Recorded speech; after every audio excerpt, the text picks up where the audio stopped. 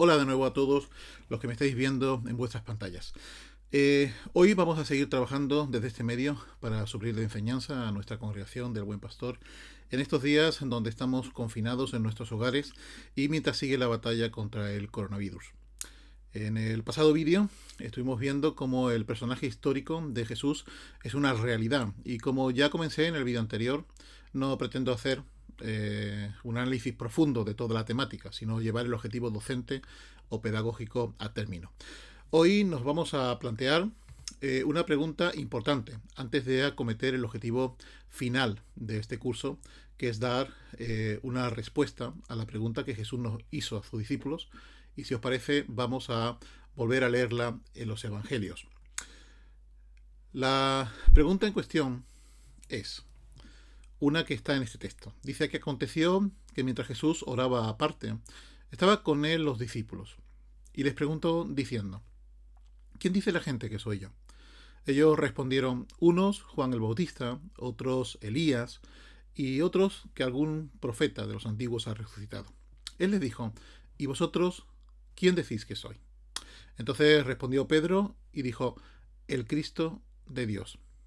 Esto lo podéis ver en Lucas 9:18 y tenéis también ahí los otros textos de los evangelios sinópticos, tanto en Mateo como en Marcos.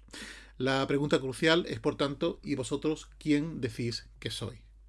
Podríamos personalizar la pregunta y preguntarnos a nosotros mismos: ¿y yo quién digo que es Jesús? ¿O quién es Jesús?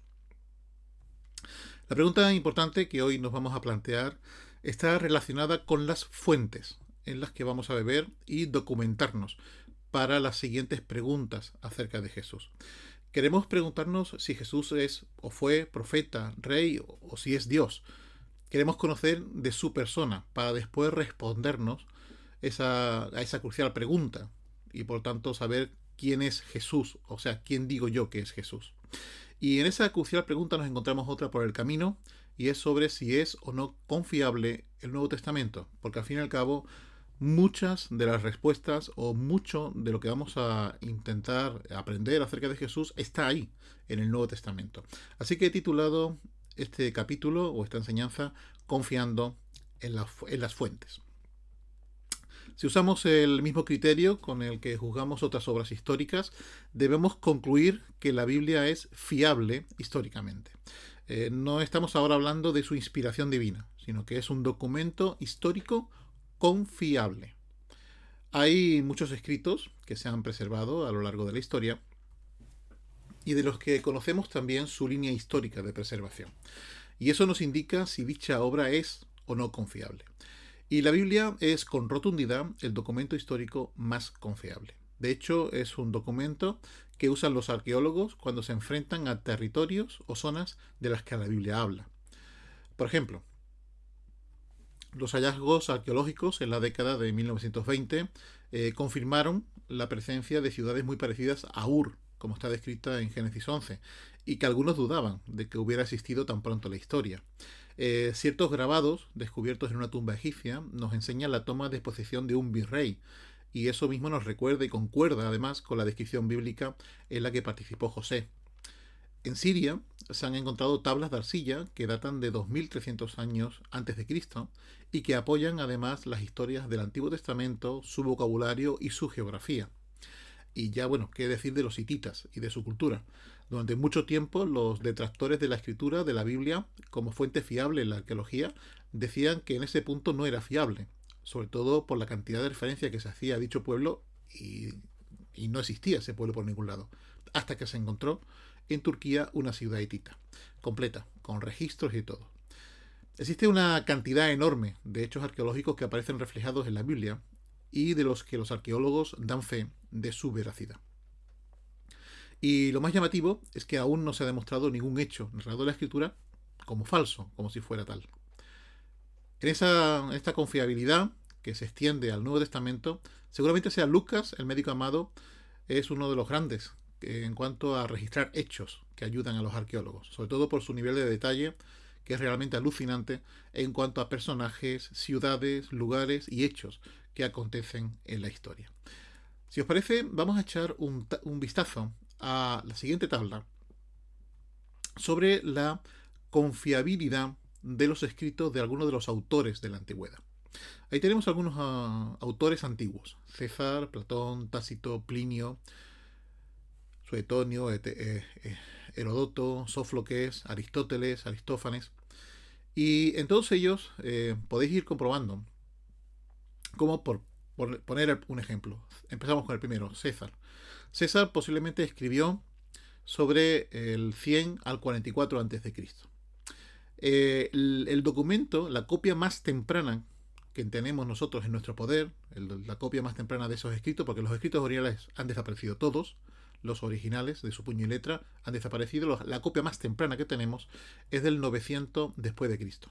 Así que entre la copia más temprana que tenemos y cuando fue escrito ese documento hay un lapso de tiempo de 1000 años.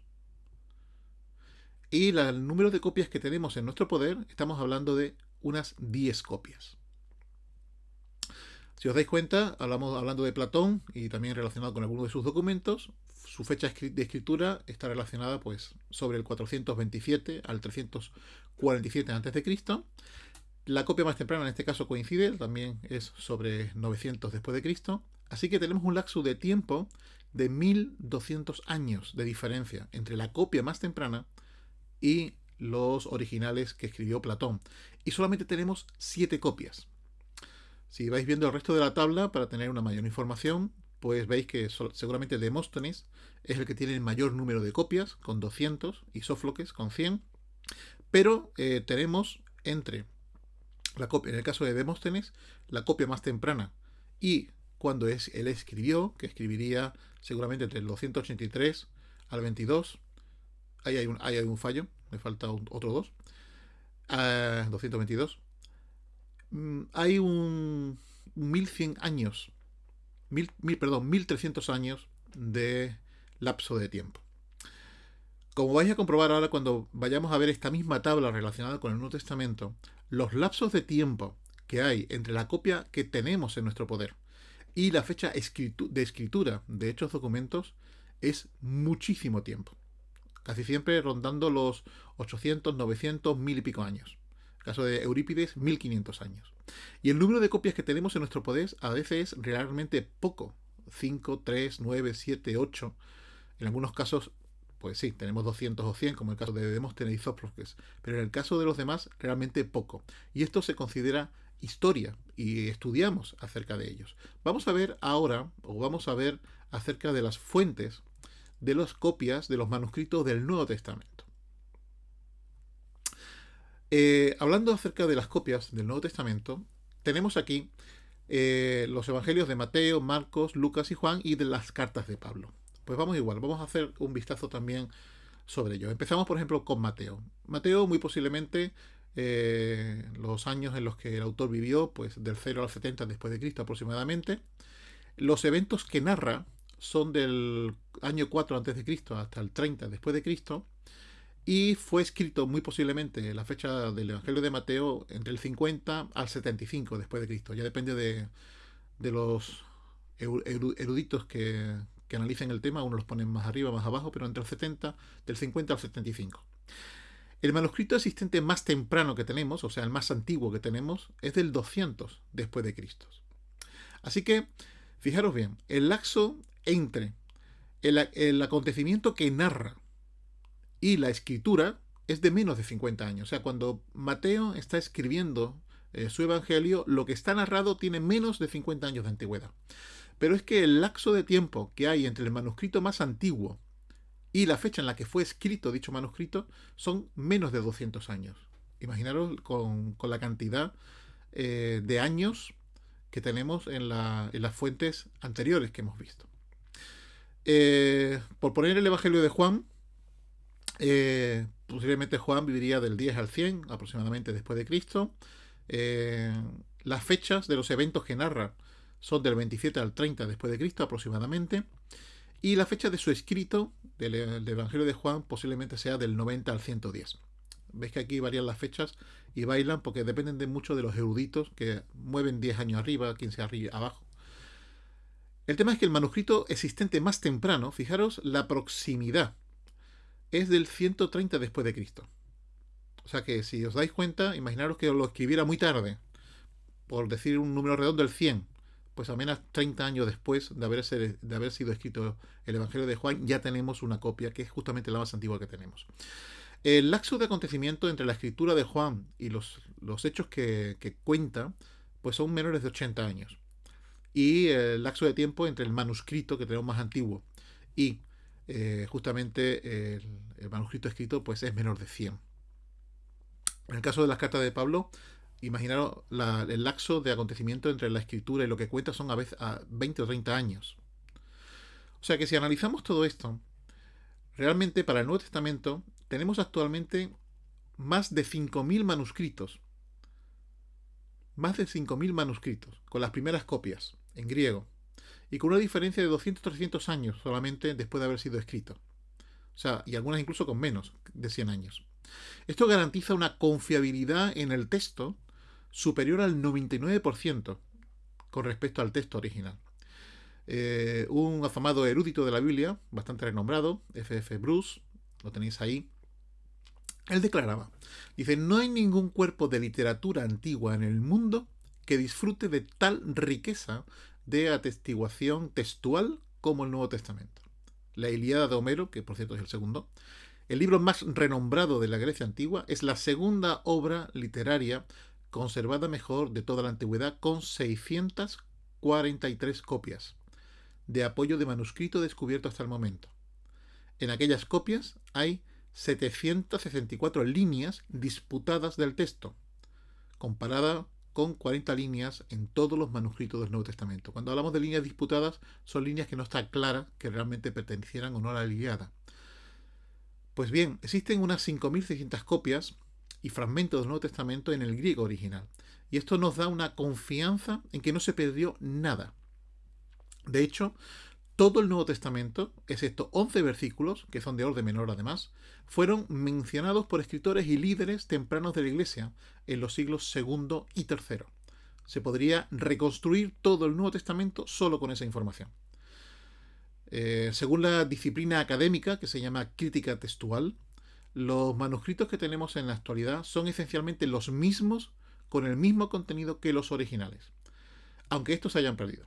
De hecho, las discrepancias son menores y son achacables al copista y además fácilmente visibles porque hay una enorme cantidad de copias conservadas. Tenemos que recordar que durante cientos de años la Biblia fue copiada a mano y a pesar de ello solo 40 líneas se pueden cuestionar según la crítica textual. Así que esas líneas representan el 0,002% de todo el texto de la Biblia y además no afecta a ninguna enseñanza o doctrina del Nuevo Testamento. Así que podemos concluir, por tanto, que la escritura, donde vamos a estar acudiendo ya desde la próxima clase, es una fuente confiable, una fuente de la que podemos beber con confianza, sabiendo que lo que dice es aquello que se dijo. A todos los que queráis profundizar en estos temas, os podría recomendar varios libros, pero tengo uno favorito en mi colección, y además creo que no debería faltar en ninguna de vuestras bibliotecas, que es el de Evidencia que exige un veredicto, de John McDowell. Es un libro ya antiguo, pero la verdad es que no pierde vigencia en estos aspectos. Solo me queda para terminar deciros por qué la Iglesia acepta como palabra de Dios los libros del Nuevo Testamento.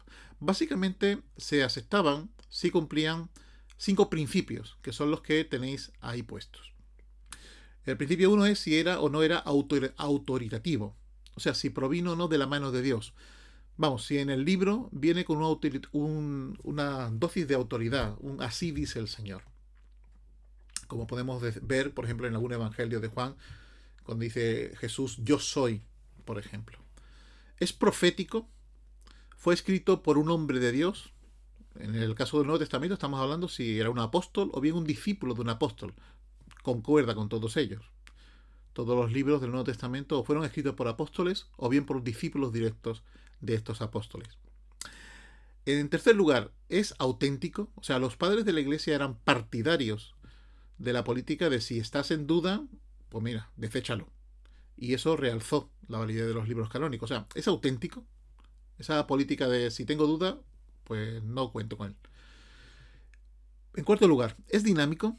¿Tiene el poder de Dios para transformar vidas? En esto seguramente muchos de los que me estáis escuchando ya sois conscientes del poder que tiene la Escritura a la hora de transformar vidas cuando creemos justamente en los dichos y en las palabras de Dios que ahí aparecen reflejadas. Y en quinto lugar, el principio es si fue recibido, reunido, leído y usado. Resumiendo, si fue aceptado por el pueblo de Dios. Y en este caso, los libros, los 27 que aparecen en el Nuevo Testamento en especial, que son los que vamos a ir trabajando cuando hablemos de la figura de Jesús, fueron así, fueron recibidos, reunidos, leídos, usados, aceptados por el pueblo de Dios en el primer siglo, en el segundo y demás. De hecho, todos estos principios, de alguna forma, nacen y con el objeto de cerrar el canon, justamente cuando fue atacado justamente la idea de qué libros eran autoritativos o cuáles no lo eran. Y Marción, que pretendió hacer su propio canon, al final terminó ayudando a toda la Iglesia para confirmar que los 27 libros que aparecen en el Nuevo Testamento son realmente libros inspirados por Dios. Con esta lección, en principio, concretamos que la Biblia, y en concreto el Nuevo Testamento, que es lo que vamos a estar utilizando, es totalmente confiable en lo histórico y en lo escrito. Y además entendemos que cumple los 5 principios que se manejaron cuando se cerró el canon por parte de la Iglesia en sus comienzos. Así que, reuniendo la información de la pasada clase, Jesús existió realmente y las fuentes así nos lo atestiguan. Y además, con lo que hemos estudiado hoy, podemos confiar plenamente en el Nuevo Testamento, en concreto en la Biblia en su conjunto, que es un libro confiable. Así que ya estamos más cerca de empezar a preguntarnos y a contestarnos ¿quién es Jesús para nosotros? O, en resumidas cuentas, ¿quién es Jesús para ti? Espero con esta clase haber sentado las bases sobre lo que vamos a construir ahora. En la primera clase hemos visto que Jesús es realmente una persona histórica, existió. O sea, no es un cuento de viejas, no es un mito, no es alguien inventado. Fue alguien real, estuvo en la Tierra. En esta segunda parte hemos visto que la documentación que tenemos de él es confiable. Y no solamente es confiable, sino que es la documentación más confiable y fiable que existe acerca de la persona de Jesús. El problema está seguramente en aquellos que nos escucháis y nos venís y nos escucháis de otros lugares. Es si realmente la Biblia es tan confiable y Jesús realmente existió. Claro, tenemos que hacernos la pregunta.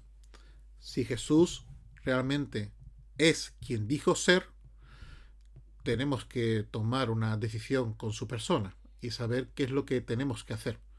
Si le creemos o no le creemos. Si realmente Él es el Hijo de Dios o no es el Hijo de Dios. Ante esto, vamos a ir profundizando en las próximas clases, porque vamos a intentar ver en las próximas clases cómo Jesús se va definiendo a sí mismo y cómo otros hablan acerca de Él. Y vamos a intentar respondernos realmente quién es Jesús para nosotros y en concreto quién es Jesús para ti. Así que nos vemos en la siguiente clase. Simplemente que el Señor te bendiga y hasta el próximo lunes.